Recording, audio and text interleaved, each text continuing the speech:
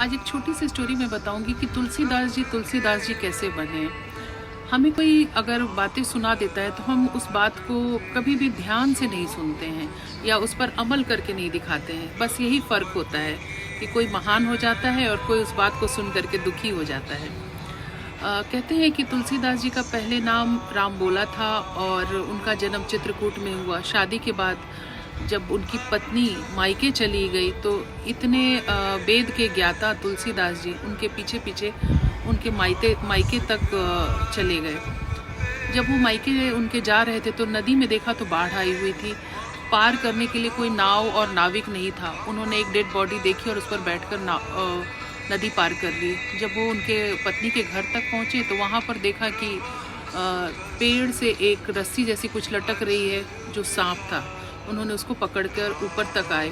जब पत्नी ने उनकी ये हालत देखी कि इस भयानक रात में वो कैसे हम मेरे तक पहुँचे हैं, तो उन्होंने अपनी पूरी कथा व्यथा सुनाई। तो पत्नी ने उनको बहुत धिकारा कि तुम मेरे इस शरीर पर इतने खुश हो रहे हो और इसके लिए तुम यहाँ तक आए हो। तुम सोचो कि अगर उस प्रभु की तुमने इतनी अगर सेवा कर ली होती तो आज तुम्हारी गति पार हो जाती। और उनको ये बातें इतनी चुभी कि उसके बाद वो प्रयागराज जाकर उन्होंने संन्यास ले लिया।